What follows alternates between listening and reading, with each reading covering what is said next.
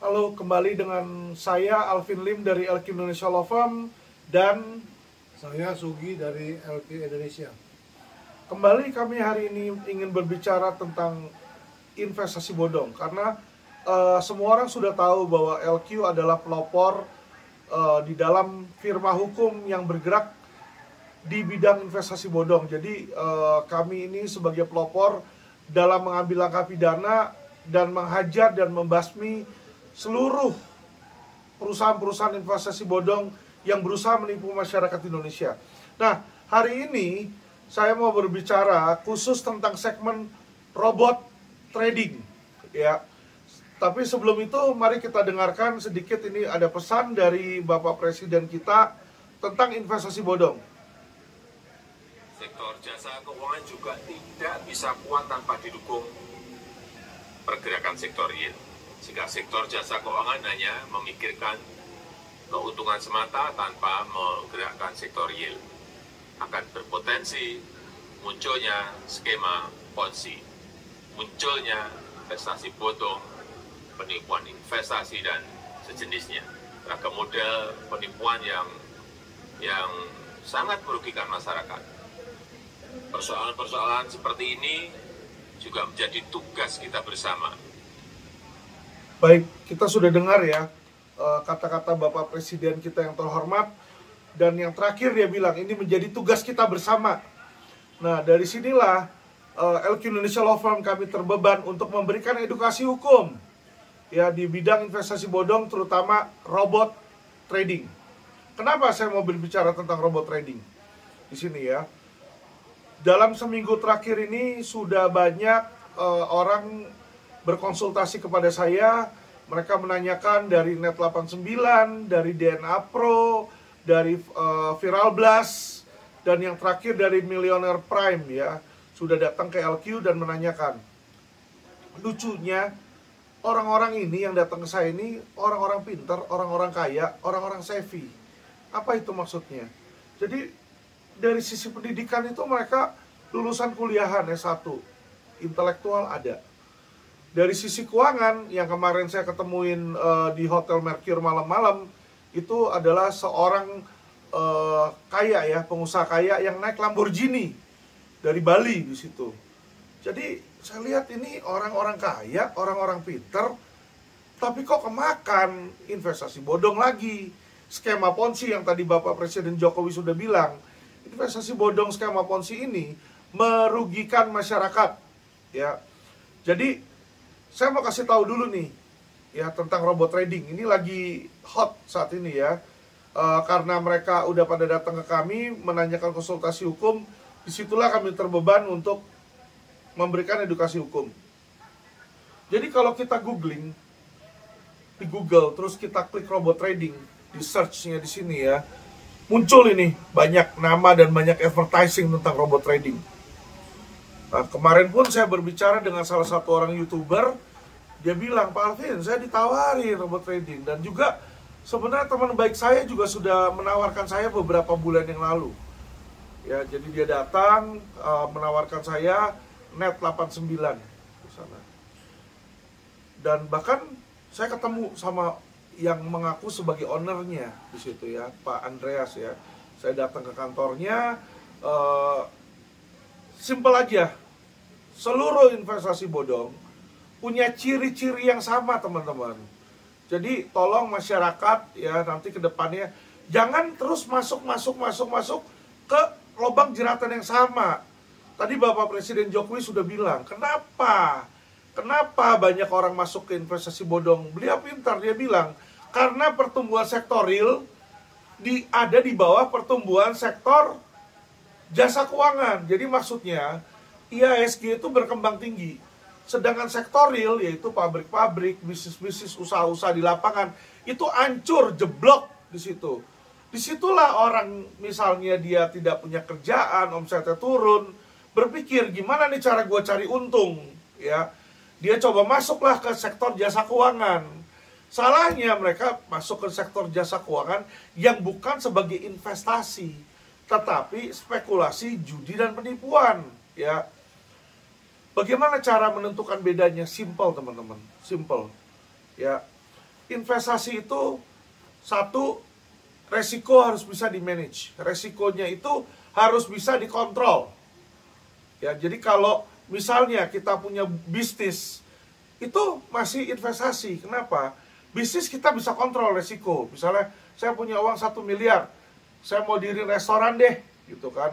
Berapa uang sewa, berapa sewa gaji pegawai, ya kan, berapa untuk beli peralatan. Jadi kalau misalnya minimal bisnis itu jatuh, saya masih ada keuntungan dari misalnya hasil penjualan, masih bisa jual peralatan, perlengkapan masak, itu masih bisa ada uangnya. Ya, atau uang sewanya itu yang saya tidak terpakai, saya bisa rilis, dilisin lagi atau dikontrakin lagi ke orang lain, subkontrak, untuk supaya mendapatkan sebagian uang. Jadi itulah yang namanya managing resiko. Saham pun juga kalau kita beli, ya 1 hari 2 hari itu nggak mungkin turun sampai 0. Biasanya tidak seperti itu ya. Nah, beda sama spekulasi. Kalau spekulasi atau judi di situ, ya seperti robot trading ini. Jadi kalau robot trading dibilang investasi, saya tidak setuju. Ya, jadi salah satu teman saya yang nawarin saya robot trading, Net 89, dia bilang ada nama PT SMI. Jual software, robot pintar, super canggih katanya. Oke, saya bilang, saya dengerin dulu toh, kita nggak sujon. Terus apa keuntungannya? Dia bilang bisa dapat 10% sebulan. 10% sebulan ini kan. Kalau kita pakai rule 72, dalam 7 bulan, uang kita udah 2 kali lipat. Jadi kalau saya punya uang 1 miliar, bulan ke-7 itu uang saya sudah jadi 2 miliar. Ya. Nah, dengan rule compounding di situ, 2 miliar saya, bulan ke-14 sudah jadi 4 miliar. Ya, sangat hebat gitu loh. Jadi kalau kita bicara 5 tahun, uangnya udah 200-an miliar. Itu sudah tidak masuk di akal. Logikanya aja udah gak masuk di akal. Tapi saya coba dengerin teman saya ngomong ya. Jadi teman saya ini masuk 7 miliar lebih. Diajak temennya yang lain masuk 1,5 miliar lebih. Ya kan, dia nawarin saya di situ. Oke, saya coba dengar, dia bilang, gimana cara kerjanya, saya tanya. Jadi faktor pertama adalah kita harus lihat keuntungan. Kalau dia nawarin keuntungan yang sangat tinggi atau terlalu tinggi, itu sudah bisa dipastikan 99,9% adalah investasi bodong. Ya, kenapa? Kita nggak usah ngomong 10% lah sebulan. Itu lihat aja kemarin yang pada gagal bayar, Indo Sterling, ya, banyak ya kalau kita sebut Indosuria, KSPSB, itu cuma 8-10% 1 tahun. Itu aja gagal bayar, teman-teman. Ya, apalagi ini yang per bulan. Jadi di situ kita udah bisa lihat nih, kalau ada hijau, kuning, merah, ini udah merah nih. Ya, oke. Balik kedua adalah yang membedakan investasi sama spekulasi atau judi atau penipuan, kita harus tahu cara kerjanya. Ya kan? Jeroannya apa? Bagaimana cara menghasilkan keuntungan? Kalau kita tidak tahu cara menghasilkan keuntungannya, disitulah ini adalah Ponzi scheme. Ya, kedua saya tanya, gimana cara menghasilkan keuntungannya? Jadi, Net 89 ini punya PT SMI, PT-nya ini, ya SMI ini, dia menjual robot trading. Jadi kalau orang masuk 100 juta, harga robot tradingnya $1.000, 10 juta. Ya, kurang lebih, yang dia harus beli untuk robot. Nah, nanti robot ini bisa mainin uang 10.000 kita ini dan menghasilkan keuntungan 10% sebulan. Jadi, saya bilang, setiap bulan selalu untung. Iya, selalu untung. Waduh, hebat juga, saya bilang ya. Maksudnya, manusia sepinter-pinternya, kita ngomong George Soros saja, berapa kali rugi. Ya, Warren Buffett aja yang dibilang The Oracle of Omaha, pernah rugi di situ. Apalagi ini, iya kan? Wah, hebat sekali nih robot trading. Di situ saya sudah nggak percaya, tapi saya coba dengar lagi. Dibilang, iya, dia punya target di mana bisa langsung cut loss. Cut loss, oh ya bisa langsung cut loss, bisa. Dia cut loss dengan 2%. Gimana cara cut loss-nya? Saya bilang, iya. Jadi dia pergerakan turun, kalau bergerak dalam 1 hari itu di atas 2% dia akan cut loss. Oh gitu, hebat banget. Saya yang sudah sering trading, saya tahu. Ya dalam hitungan detik aja bisa turun 10%. Bisa. Jadi kalau misalnya kemarin itu kayak contoh 9/11. Orang tahu 9/11 itu Amerika dibom ya. WTC itu dibom pakai kapal. Situ jatuh, hancur. Itu dalam hitungan detik teman-teman. Turunnya lebih dari 2%. Bisa 10%, bisa 80% bahkan kalau komoditas. Nah jadi bagaimana bisa stop loss 2%? Kagak mungkin. Dan lagi ketika terjadi masalah seperti itu, masuklah kejadian kedua, yaitu setiap orang mau jual. Jadi akan sulit mereka menjual, karena apa yang terjadi biasanya dengan server itu down. Oke, dengan segala ngomongan dia, saya tantangin balik. Teman-teman. Jadi saya sama teman saya ketemuin Pak Andreas, di situ dia ngomong bla bla bla bla bla bla. Dia bilang, ya kan ini pasti untung. Oke deh, anggap robot lo hebat, gue bilang. Tapi bagaimana resiko ketiga? Resiko ketiga itu adalah custodian loss, custodian risk. Resiko custodian. Custodian itu apa, teman-teman? Custodian itu adalah orang yang memegang uang kita. Ya, jadi untuk supaya trading ini bisa berjalan, kita harus taruh uang itu ke broker. Nah, PT SMI ini bukan broker, dia bilang dia cuma jualin. Tapi dia bisa bantu kita nunjuk brokernya yang mana, kata dia. Nah, pertanyaan saya, kalau dia nunjuk brokernya berarti dia tahu dong brokernya. Masa cap-cip-cup aja? Karena kan kenapa? Brokernya itu kan harus diintegrasi sama robot dia. Jadi nggak bisa sembarang broker. Dia bilang, ditunjuklah 4 broker. Kita bisa milih, misalnya kita masukin. Oke, masukin uangnya ke situ. Terus saya tanya, brokernya di mana? Setelah saya googling, brokernya kagak jelas. Di negara antah belantah. Cayman Island lah, British Island lah, di mana yang negara-negara yang saya lihat itu di banyak pencucian uang. Di situ sudah lebih bahaya lagi. Jadi bagi orang yang mengerti keuangan seperti saya, sangat mudah melihat seperti ini. Ya kan, tapi kan saya suka tantangan. Saya tantangin lagi. Saya bilang sama teman saya itu yang merupakan salah satu leader. Oke, Supreme lu berapa, kata dia. Lu masuk Supreme Fin 500 juta. Saya bilang, gak usah 500 juta. Saya bilang, gue masukin 12 miliar nih uang klien gue. Saya bilang, tapi katanya kan dia punya ruko tuh. Ada di BSD, ya, Ruko Foresta. Bilang sama Pak Andreas, Ruko Forestanya itu jaminin. Kalau uang saya dibawa kabur, ruko itu saya ambil. Berani nggak? Kalau berani saya masukin nih di situ. Apa jawabannya? Oh nggak bisa, kita nggak bisa kayak gitu. Ya kan, bagaimana kagak bisa? Kastodiannya kamu yang bawa kok, kenapa nggak berani? Di situ saya udah bilang sama teman saya, bro, hati-hati, 7M lu. Ya, kalau dia nggak berani taruh kastodian, dia aja kagak berani. Ya kan, jaminan loh, gue kasih duit gue 12 miliar, ruko dia 12 miliar, gue pegang sebagai jaminan. Ya, jadi kalau saya dapat untung, untungnya saya ambil kan. Di situ kan, kalau bilang 10% toh, gue mau tahu bisa berjalan 6 bulan aja kan saya udah dapat 60% nih misalnya kan. Saya tantangin, nggak berani dia di situ. Nah, apa yang terjadi? Ya toh, ditolak. Terus saya bilang sama teman saya, hati-hati, tarik aja. Oh, dia bukannya malah tarik. Dalam waktu 3 bulan, dia gadain rumahnya, dia gadain mobilnya. Dan yang saya dengar malah, dia ambil duit lagi dari bank. Jadi, dia beli rumah, misalnya rumahnya harganya 2 miliar, dia ambil utang 2,5 miliar. Jadi seolah-olah dia beli rumah dengan harga 3M di markup. Ya, sehingga keluarlah uang 2,5 miliar, 500 jutanya dia masukin ke net 89. Saya bilang, bro, hati-hati. Kalau ini terjadi, ya kan, uang lu nggak balik, repot lu. Saya bilang, utang orang banyak. Tapi itu masih resiko pertama, teman-teman. Ya, kalau memang hebat, ya udah uangnya diputerin aja. Ada lagi komponen lain yang sangat mencurigakan, yaitu adalah mereka diminta untuk cari orang lagi, cari korban, cari mangsa, untuk masukin duit dan dapat komisi dari situ.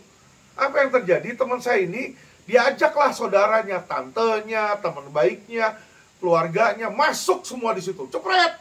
Ya, apa yang terjadi sekarang? Sudah 1 bulan ini, net 89 tidak bisa di withdraw, WD. istilahnya WD lah, tidak bisa di WD. WD itu withdraw. Withdraw itu artinya ditarik, dananya nggak bisa ditarik, nyangkut di sana. Nah, selain si teman saya ini kehilangan rugi 7 miliar lebih, hampir 8 miliar, kerugian lain yang dia dapat. Sekarang stres dia, teman-teman. Teleponnya dimatiin. Kenapa? Karena tiap kali temennya, saudaranya, keluarganya nelfonin dia dulu mulu, nanya gimana nasib uang saya. Ya, jadi gini teman-teman ya, para penipu itu mereka memanfaatkan celah, yaitu greed, rakus, ya, dan jiwa orang putus asa. Saat ini Indonesia sedang dalam posisi COVID, keuangan sedang krisis, orang banyak yang kalut, banyak yang stres, anaknya mau makan tidak bisa, atau mau mewah juga tidak bisa, mau jalan-jalan gak bisa, stres mereka. Apalagi COVID di rumah terus kan. Akhirnya apa? Dia pikir bisa untung dari trading. Padahal trading robot itu, yang justru hebat itu bukan robotnya teman-teman. Softwarenya bikin seolah-olah untung terus, ya. Jadi seolah-olah dia turun, oh udah dibeli saat turun, ini udah dijual saat naik, untung sekian. Padahal mah kagak ada itu tradingnya, ya. Jadi itulah hebatnya software di situ sebenarnya, bukan software trading, ya. Jadi begini teman-teman, ya, di saat ekonomi sulit, jangan kita terpengaruh dan lemah iman. Tetap berdoa pada Tuhan. Dan baiknya teman-teman kalau memang ada penawaran dari investasi atau sesuatu yang kira-kira mencurigakan, hubungi LQ Indonesia Law Firm, ya. Saya Alvin Lim, saya lulusan Amerika, kuliah di S1 saya UC Berkeley, S2 saya lulus dari University Colorado Boulder, S1 ambil ekonomi, S2 saya ambil perbankan. Ya, GPA saya pun di sana juga 4.0 ya. Terus saya kerja di bank usia 24 tahun, sudah wakil presiden di Bank of America. Saya nanganin investasi top 1% klien, termasuk kota San Francisco, rekeningnya saya ngurus investasinya. Jadi kalau dia mau ngomong soal investasi, mau apa, komoditas, option, saya tahu, ya kan, mau apa, call, put, warrant, itu semua makanan saya sehari-hari. Ya, jadi tidak ada itu robot trading jago, itu tidak ada. Ya, nggak ada. Yang ada itu modus penipuan, teman-teman. Ya, kalau saat ini mereka sudah pada dilaporin yang saya lihat ya, WD tidak bisa. Nah, lucunya lagi, teman saya bilang, laporin aja. Jangan, katanya. Justru kalau dilaporin, nanti repot nih di situ. Nah, inilah orang melihat ya, bahwa mereka jadi bingung. Lapor, dia pikir takut uangnya hilang. Tapi saya bilang sama teman-teman, tidak akan uang itu bisa keluar. Tidak akan uang itu bisa keluar. Kenapa? 10% kalau orang dia udah berjalan 1-2 tahun aja, itu udah berapa banyak uang yang hilang. Nah, sistem skema Ponzi itu apa? Bagi yang belum tahu, skema Ponzi itu adalah sistem tutup lubang gali lubang. Jadi si A misalnya masukin uang dia 1 miliar ya di situ. Ditawarin bunga 10%. Oke? Nah, sama PT-nya itu nanti ketika A bawa si B 1 miliar, B masukin uang 1 miliar. Uang si B 1M ini diambillah 100 jutanya untuk bayar bunga si A. Ya, nanti si C masuk lagi, si C 10% lagi bayar bunga si B. Bulan kedua bunganya si A ini dibayar lagi sama si B kalau dia narik nih. Nah, skema Ponzi itu menunggu sampai posisi uang orang masuk udah banyak. Jadi si A ngeliat, gue masukin 1M, 6 bulan berjalan, gue dapat 60%, 600 juta. Cuancia banget nih kata dia, untung banget nih. Saya nggak bisa dapetin di mana-mana. Dia jualan rumah dia seharga 3 miliar. Dia masukin lagi rumahnya 3M, cetuk jadi 4M di situ. Dijalanin lagi 2-3 bulan, ini untung lagi kata dia kan. Bener dibayar. Dia jual mobil dia ambil utang di bank lagi, dia masukin lagi 4 miliar jadi 8M. Ketika ini sudah menggunung, aset sudah banyak di situ, disitulah nanti investasi bodong itu, skema Ponzi itu akan bawa kabur uang. Ya karena dia sudah tidak bisa menahan lagi membayar cicilan tersebut. Ya, jadi teman-teman yang masih merasa bahwa robot trading itu akan membayar uang kalian, mohon maaf sekali. Saya sangat pesimis. Ya, keyakinan saya sebagai ahli hukum dan ahli keuangan, ya kan, itu uang tidak akan kembali, teman-teman. Ya, jadi saya sarankan kepada teman-teman, ya, ini saya lihat di media ini ternyata robot trading ini banyak ya, maksudnya. Ada di sini Net89, ada Auto Trade Gold, ada Fahrenheit di sini ya. Ada AE50 di sini, ada Robo ID, Robo Forex di sini, ada Binomo Robot, Sultan Community, SmartX, Antares, wah, Beterado, Robot Trading Pansaka, Royal Q Indonesia, Robot Trading Maxima Margin, dan lain-lain nih. Banyak banget nih, ya kan, banyak banget ya. Saya nggak review satu persatu ya, tapi kalau mereka nawarin 10% sebulan, ya saya bilang, saya bisa pastikan secara ilmu ekonomi dan ilmu keuangan, itu tinggal tunggu waktu hancur. Ya, jadi yang memang masih sempat tarik duit, mendingan tarik duit. Ditarik seluruhnya. Nah, bagi kalian yang mau tarik tidak bisa tarik, ya kan, hubungi LQ, kita laporkan ke kepolisian. Karena kenapa? Robot trading ini ilegal.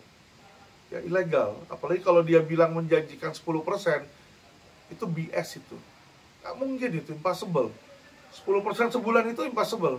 Saya tantangin kok, kalau memang mereka bisa jamin, jaminannya apa? Jangan cuma mulutnya doang dong. Kalau cuma mulutnya si founder dia bilang, tenang aja, ini nggak bakal ini, bagus, apa segala macam, ya kan? Itu tidak akan menjamin. Kalau dia berani jamin, seperti yang saya lakukan.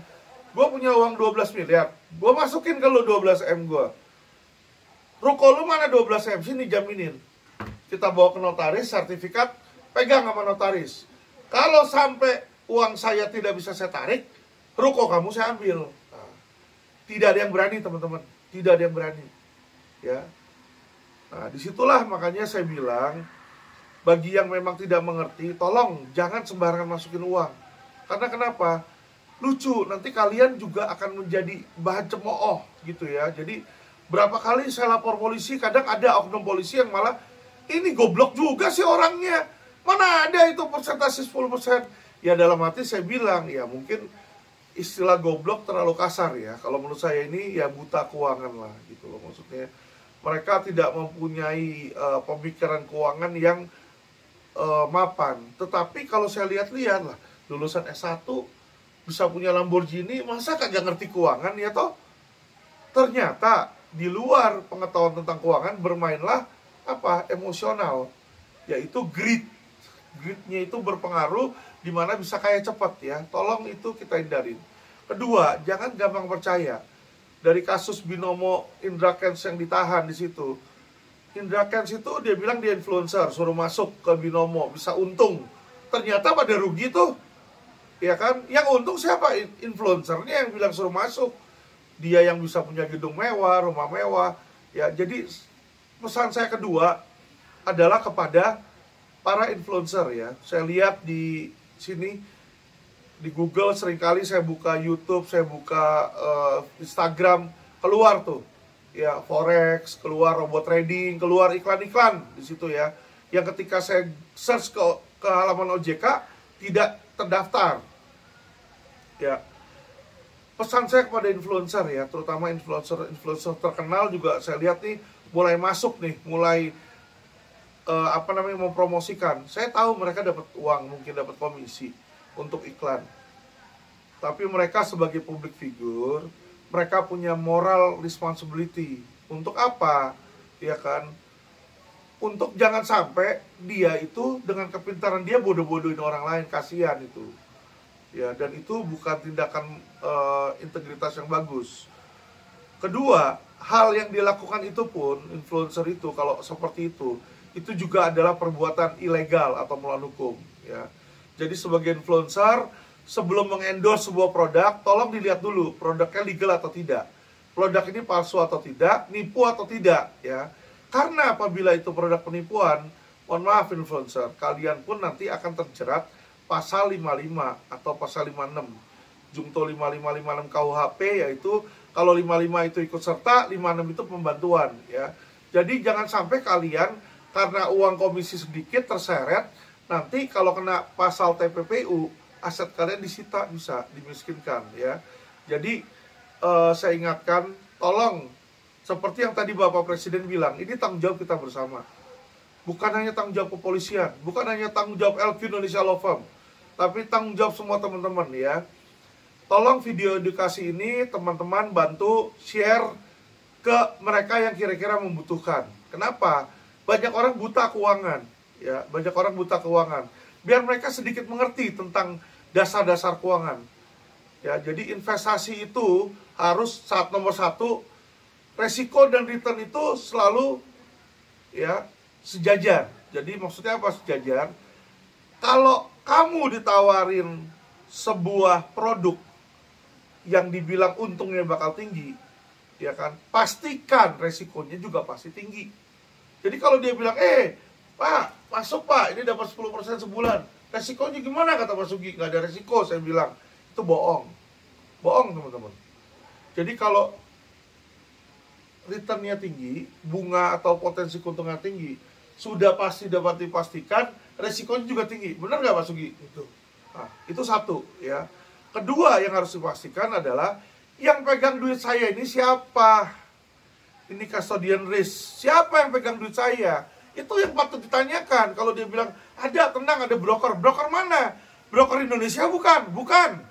Misalnya, ya kalau bukan broker Indonesia, brokernya di luar negeri, di negara anta beranta, duit lu nggak dibalikin, apa kita bisa keluar negeri buat tarik?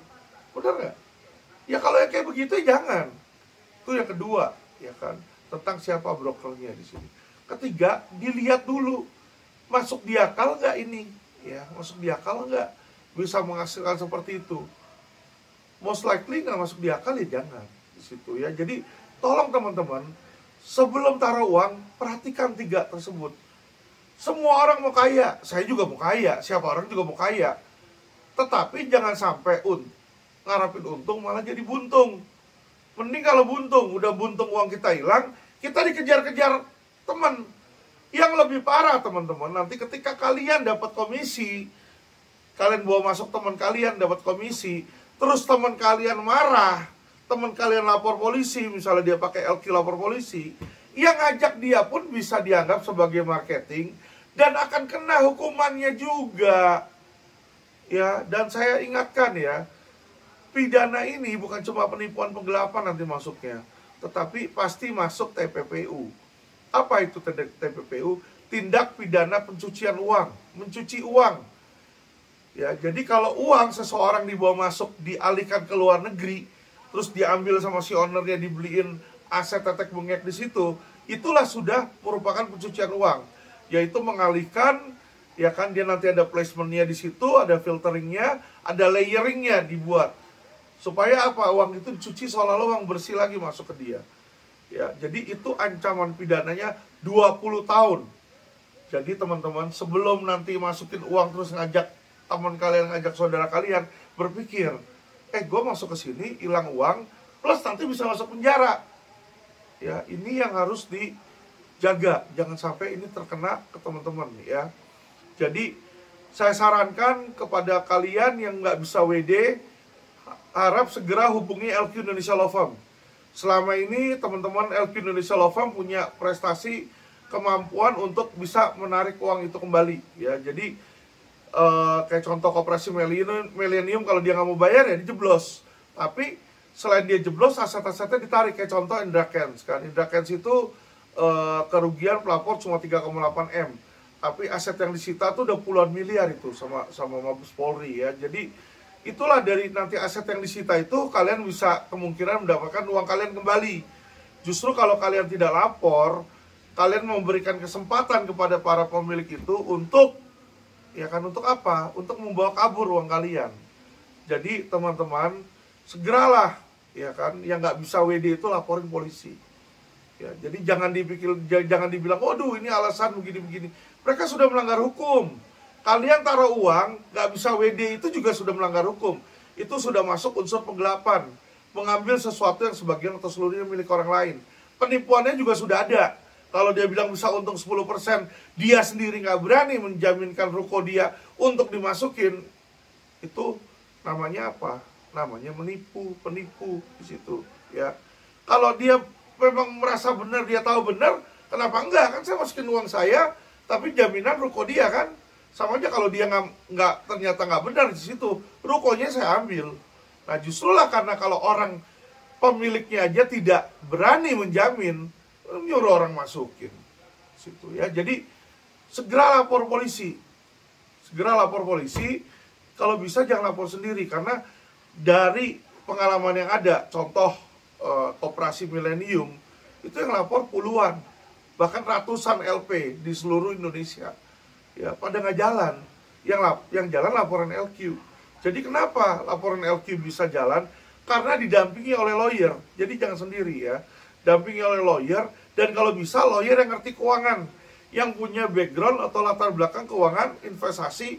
Dan yang ketiga adalah lawyer yang mempunyai track record, ya, punya keberhasilan. Ya, kita di LQ ini sudah berhasil, perusahaan investasi bodong inisial N, inisial F, dan terakhir juga asuransi inisial K itu bayar ke klien kami ya di situ. Dan Indosuria kita juga berhasil kawal sehingga ownernya ditahan dan aset sudah sebesar kurang lebih 1,2 sampai 1,5 triliun sudah disita oleh Barreskrim. Jadi permintaan saya kepada teman-teman, tolong seluruh masyarakat Indonesia hati-hati, kita bantu Presiden Jokowi. Bagi kalian yang memang bukan korban, kalian juga bisa membantu, yaitu bagi sharing video ini agar orang-orang yang tidak mengerti tentang investasi bisa juga ya kan mendapatkan edukasi. Ya, jangan sampai mereka nanti di kemudian hari menjadi korban investasi bodong. Jadi forex di situ ya harus hati-hati sama forex di situ. Kedua adalah robot trading tadi, kebanyakan robot trading belum ada izin. Ketiga, kripto. Banyak kripto tidak ada izin dan mulai bermunculan kripto-kripto baru ya. Jadi Anang juga bikin kripto, anaknya Yusuf Mansur bikin kripto. Ya nanti setiap orang bikin kripto di situ. Ya, jadi tolonglah teman-teman, jangan mudah tertarik, jangan mudah tergiur. Kalau kalian punya saudara, punya teman menawarkan sesuatu yang seperti itu, kuatkan hati kalian, tolak. Ya karena kenapa? Itu nanti sumber masalah itu. Sumber masalah. Selain uang kalian hilang, nanti kalian dikejar-kejar sama orang, dikejar-kejar nanti sama keluarga kalian atau siapa yang kalian suruh uangnya itu masuk ya. Dan juga kalian merugikan negara. Kenapa saya bilang merugikan negara? Itu uang aset yang mestinya di Indonesia bisa buat memajukan Indonesia, akhirnya jadi ke luar negeri, menjadi aset nanti di luar negeri di situ ya, lari itu devisa. Oke, itu ilmu yang saya mau berikan ke teman-teman. Kita LQ ada 3 cabang, jadi bagi teman-teman yang membutuhkan konsultasi hukum juga bisa menghubungi kami. Ya kan, kita ada di LQ Tangerang, di Lipo Karawaci, nomor hotline-nya 0817 489 09 3 kali, di situ bisa dihubungin, atau ke LQ Kemayoran dan LQ Kembangan ya. Jadi bisa kalian hubungi LQ, kontak kami itu ada di website. Jadi kalian bisa ke website lqlawfirm.com. lqlawfirm.com, nanti di situ ada nomor telepon, kalian bisa hubungin, atau kalian juga bisa ke Instagram LQ Indonesia. Di Instagram LQ Indonesia ada kontak kami, alamat beserta nomor telepon. Jadi jangan sungkan-sungkan untuk berkonsultasi ya. Konsultasi masalah investasi itu di LQ gratis, kita tidak cas di situ ya. Jadi gratis, kalian bisa telepon LQ untuk menanyakan, untuk mendapatkan konsultasi hukum. Saya rasa dari saya demikian. Pak Sugi ada tambahan? Ya, saya rasa penjelasan Pak Alvin itu sangat jelas sekali. Jadi dari saya tidak ada tambahan.